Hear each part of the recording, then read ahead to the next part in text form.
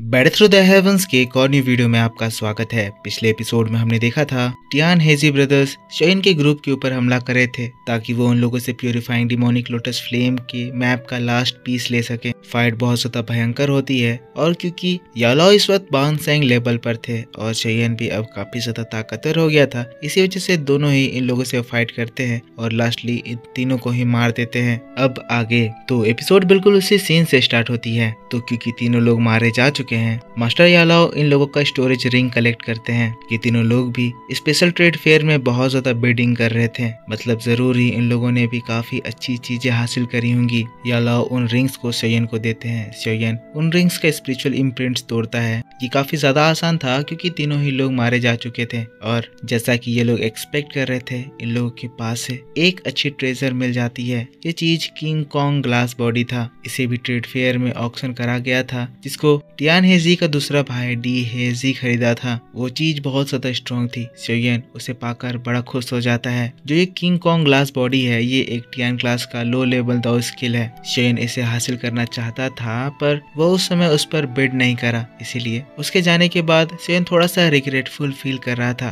पर देखो, luckily shown के हाथों में ये चीज अपने आप ही आ गई। लिटिल फेरी डॉक्टर भी मुस्कुराते हुए कहती है, हमने ज्यादा खर्च नहीं करा पर लगता है हम लोगों ने इस ट्रेड फेयर से कुछ ज्यादा ही बेनिफिट्स हासिल कर लिए हैं। काइलिन, जो कि यालाओ की कहानी सुनकर अभी भी गुस्सा है, कहने लगती है ये तीनों लोग जिंदा वुमेन्स को अपने ट्रेनिंग के लिए एज अ मीट कोल्ड्रोन इस्तेमाल करते थे। ये लोग इनका ये फेट डिजर्व करते हैं। शोइन भी हाँ में सिर हिलाता है। गुस्सा तो ये सभी लोग थे क्योंकि ये तीनों जो लोग थे वो सच में बहुत ज्यादा घिनौना काम कर रहे थे। आज के दिन शोइन और यालाओ ने दुनिया को इन जैसे इविल लोगों से आजाद करा है। जिसके बाद हम लोग यालाओ को देखते हैं जो कि हंसते हुए कहते हैं, हाँ मानना पड़ेगा, इन लोगों को मारकर मुझे बहुत मजा आया। तो अब यहाँ पर तो काम खत्म हो गया है। तो शोइन अपने स्टोरेज रिंग को टच करते हुए प्यूरिफाइंग डिमोनिक लोटस फ्लेम के मैप के टुकड़ों को याद करने लगता है। कहता है, प्यूरिफाइंग डिमोनिक लोटस फ्लेम, तो आखिरकार अब तुम मेरे हो जाओगे। शोइन ये सोचकर बहुत ज्यादा खुश था। उसकी आंखों में बहुत ज्यादा एक्साइटमेंट थी। बात यहाँ पर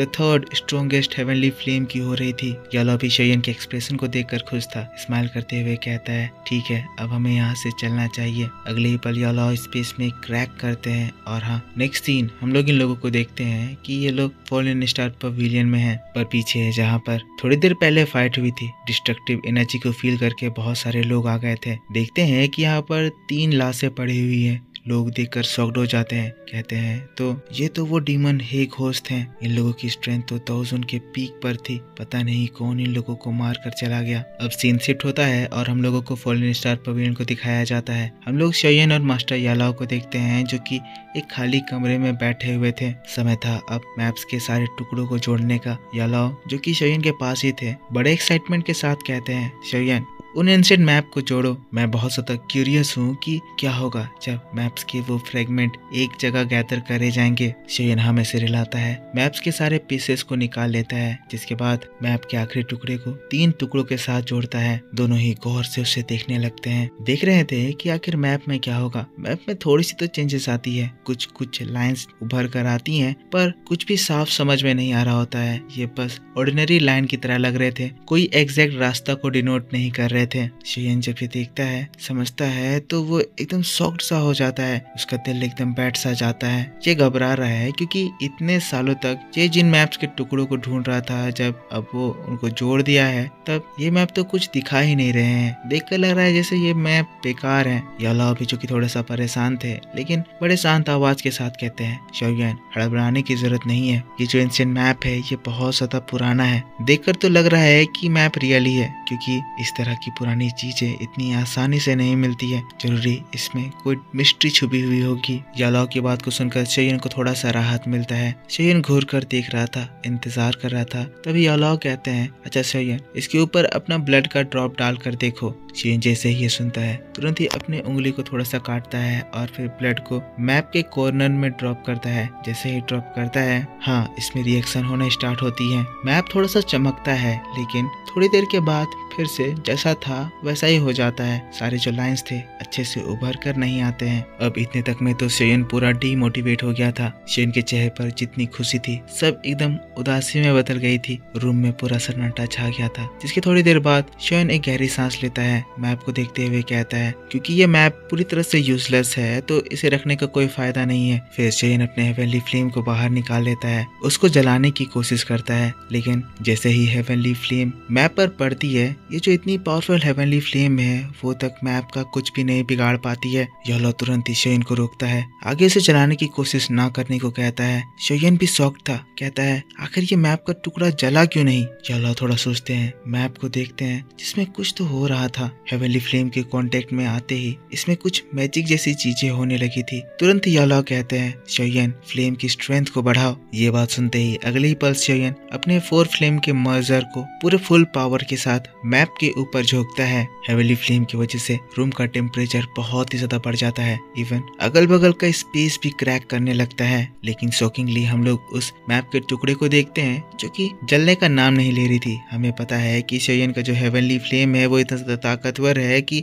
इवन वो माउंटेन्स तक को भी जला के राख कर दे, पर ये मैप का टुकड़ा जल नहीं रहा है। इसका मतलब ये मैप कोई मामूली मैप नहीं है। अगले ही पल फ्लेम के लपटों में हम लोग मैप में कुछ उभरता हुआ देखते हैं। मैप की लाइंस और ज्यादा ब्राइट हो गई थी। ऐसा लग रहा था जैसे मैप में इन लाइंस को सील करके रखा गया है और शेयन का फ्लेम इनको आजाद कर रहा है। ये नजारा देखकर तो शेयन बड़ा खुश हो जाता है। आखिरकार मैप में नक्शा बनने लगता है। पर शेयन जो अपना हेवनली फ्लेम को इतनी ज्यादा खतरनाक तरीके से इस्तेमाल कर रहा था, इससे शेयन की दौकी भी बड़ी तेजी से जाने लगती है, यहाँ तक कि वो अपने लिमिट तक पहुंच जाता है। थोड़ी देर बाद शेयन थक कर रुकता है, पर जो शेयन को करना था वो शायद पूरा हो गया था। अगले ही पल मैप पूरा चमकता है और उसके ऊपर हम लोग कुछ लेटर्स उभरता हुआ देखते हैं। ये प्यूरिफाइंग डिमोनिक लोटस फ्लेम तक पहुंचने का क्लू था। तो क्लू क्या था, ध्यान से सुनो। जब 2 चांद आसमान को अपनी चमक से भर देंगे, 9 ग्रह जब एक लाइन में आकर सबसे बड़ा लहर फॉर्म करेगी, तब उस टाइड के जन्म लेते ही डिमोनिक फ्लेम दोबारा धरती पर आएगा। येलो जैसे ही उन एंशिएंट कैरेक्टर्स को पढ़ते हैं, एक शॉक उनके चेहरे पर भर जाता है। शेयन येलो के एक्सप्रेशन को देखकर शॉक्ड होते हुए कहता है, टीचर इस चीज का मतलब क्या है। यहाँ पर ये जो चीजें लिखी हुई थी वो एंशिएंट कैरेक्टर में लिखी हुई थी, इसीलिए शेयन उन्हें समझ नहीं पाया था। येलो तब एक राहत की सांस लेते हैं और फिर कहते हैं, शेयन इसमें कहा गया है जब 2 मून्स एक साथ अपीयर होंगे और 9 प्लैनेट्स एक लाइन पर इकट्ठा होगी, तब प्यूरिफाइंग डिमोनिक लोटस फ्लेम दोबारा अर्थ में दिखेगा। ये जो चीजें हैं ये एक स्पेशल नेचुरल फिनोमिनान को रिफर करती हैं। मैं इस घटना के बारे में सुन रखा हूँ। ये जो चीज है ये हर 1000 सालों में एक बार ही होती है। जब ये चीज होता है समुद्र में बहुत ज्यादा बड़े बड़े टाइड्स उठते हैं और उन्हें हाई टाइड्स के बीच में वो purifying demonic lotus flame appear होता है। शेयन हैरान होते हुए कहता है, क्या वो हर 1000 सालों में एक बार ही आता है? तो इसका मतलब ये है कि क्या हमारे पास उसको ऑब्टेन करने का अब कोई चांस नहीं है?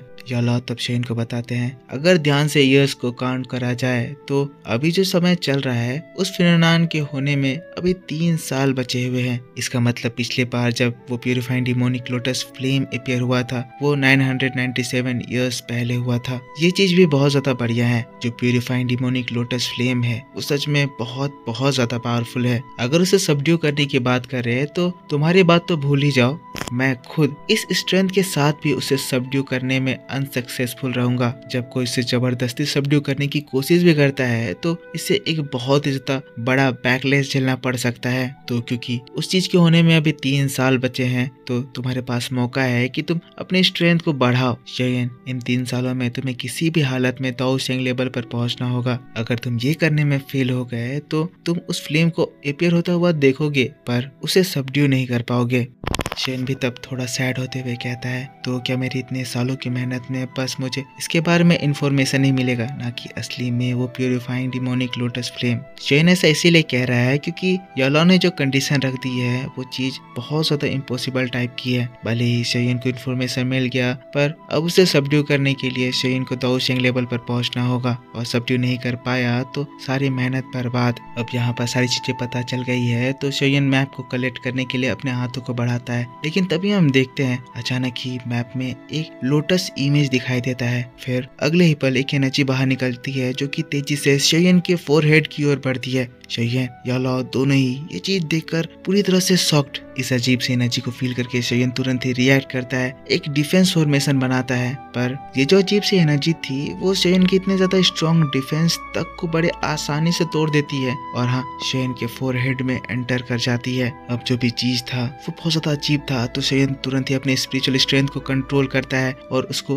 अपने फोरहेड में ही ब्लॉक कर देता है। पर शयन इसकी स्ट्रेंथ को फील कर रहा था जो कि बहुत ज्यादा स्ट्रॉन्ग थी और अब वो चीज शयन के शरीर से निकल भी नहीं रही है। शयन ये घबराया हुआ है। तब हमें पता चलता है कि ये तो एक सोल है, सोल बहुत ज्यादा पावरफुल पर्सन की, जो कि शयन के बॉडी को कंट्रोल करना चाहता था। पर दोस्तों इसी बात के साथ पैड थ्रू द हेवंस का ये वीडियो इस जगह पर खत्म हो जाता है।